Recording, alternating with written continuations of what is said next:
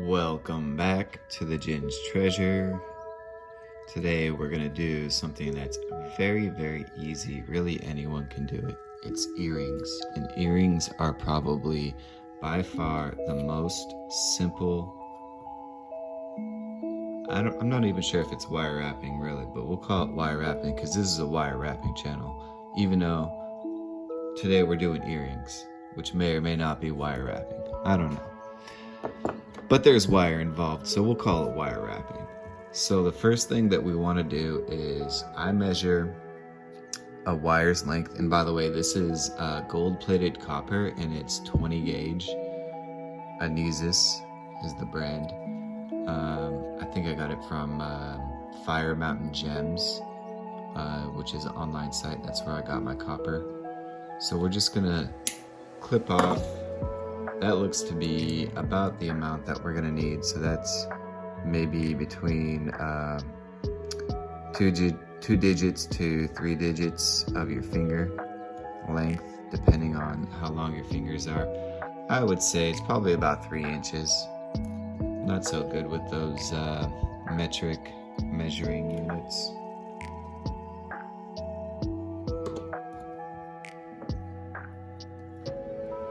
I'm thinking, are those actually metric?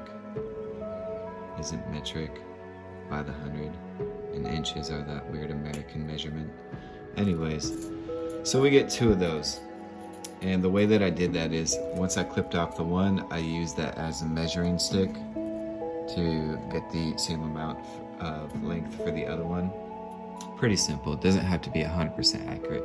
And with those, to do that, I used my clipper pliers.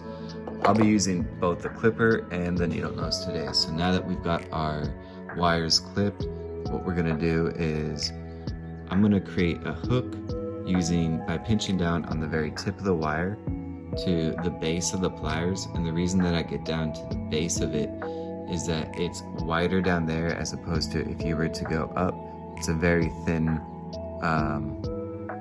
rotation around the finger. So we want a wide base, right? So we're gonna create that wide base hook. And then with the hook, we'll drop on our earring charm. So for today, and it's gone. No, I'm just kidding. I'm in Sonoma County, so I chose, even though this might technically be a maple leaf, it kind of reminds me of like the traditional fall harvest colors for Sonoma County. So we're gonna hook that on, and the way that I hook it is that this is the face.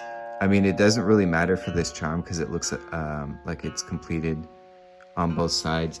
But take, for example, if I were to do this sneaker charm, right? So you have that sneaker shoe design on the one side, but on the back side, there's nothing. So you want to make sure this would be the face, considered the face, and this is the back side of that charm.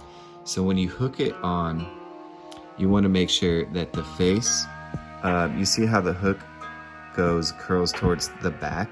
You want to make sure that your hook is curling towards the back, and then the loop is on the face.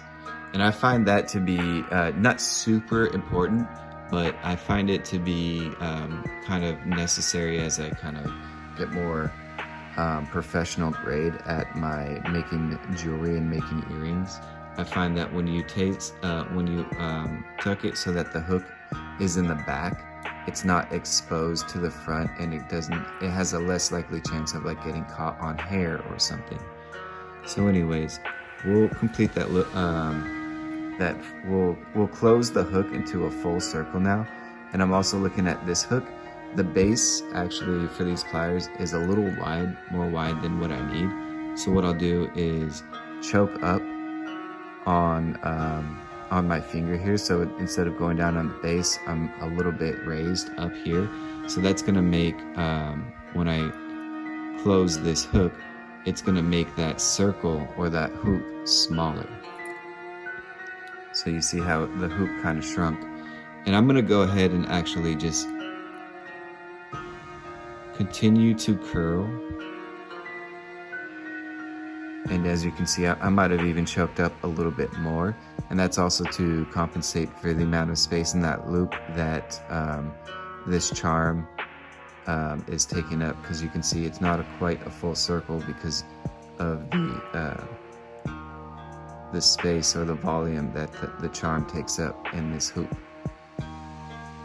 So we'll do like a full and a half rotation, so you can see where the tip end finishes here. It's almost like at the, if I were to raise it up, it would be like at the bottom, which is perfect. That's right where we want it, because that way the charm still has enough room to dangle.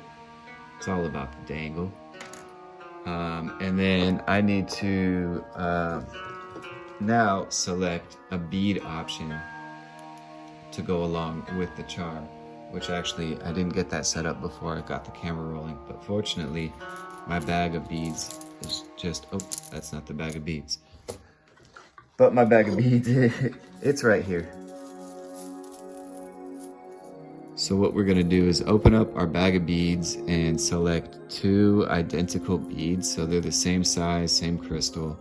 And also we wanna have some kind of like a complementary color scheme going on. I'm thinking like a yellow tiger eye would look really good with that gold, but it doesn't have to be. Pyrite, so this is that yellow tiger eye that I was talking about. You can see, oh yeah, it's got, the way it catches the light there is really beautiful. I also have something that would match well with the color, is this pyrite. So pyrite kind of looks like that gold, but it's a metallic stone. And I actually only have, from what I've poured into my hand, I only have 1 of each of those, so I don't want to mix and match. What I'll do instead is pick out 2 of these really light shade rose quartz. And actually there's a few in here, so let's see if I can get something a little bit more close to each other. The other one has a little bit too much transparency. It's too close to quartz and not enough rose. And then we'll put the rest of our beads back in our bead bag.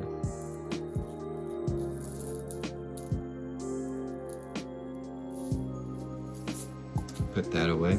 Now we can take one of our beads and just find the hole and drop the wire through. Now we're about 2/3 of the way done. Next we'll take the tip of the wire once again and curl it around the base. And remember, we actually ended up not going all the way around the very base, but a little bit raised up, so we'll keep that as our measurement. And then we create the hook. Now we get these earring hooks, which I got these hypoallergenic. They match in the gold, and I got these at my local art store. You could find hooks like these at any art store, or you could make them yourself. I prefer not to make them. And then we can see once again that hoop, now that it's fully closed, it's still a little bit too big. So what we're gonna do is choke up on our pliers once again. And then as we continue to curl, we should be getting a smaller hook. So you can see that tip of the wire is still poking out right there. So what we'll do is just kind of put our finger through, our pliers finger through, and then just kind of massage around that area. So you see I'm just like pinch, pinch, pinch, pinch, pinch, pinch, pinch. And that kind of helps tuck in that pokey tip. So you can see it's curled in now. It's not really poking out, which is good. Nobody wants pokey jewelry. So now we've got to where the coil or the curl, the hoop meets the bead. So what I did is I stuck the pliers finger in, and then instead of curling in the same direction to curl more circles, which is this rotation, so you go curl that way. Instead, this time, I put the pliers finger in and I curled in the opposite direction. And what that did is created kind of like a 90-degree bend. You can see instead of continuing the flow this way, the wire curls out that way, and that's where the bead is. And that is how you do one earring. Oh, one final finish too, actually, is important that if the earring hook goes through like this, so your ear is like this, right? You want to make sure that you twist. You can pinch down on the hoops and twist so that they are 90 degrees from each other. So you can see if this one, the hoop is facing that way, then this hoop is facing towards you. So that way when you hang, now the charm faces wherever the earring hangs. And that's my tutorial for how to make earrings.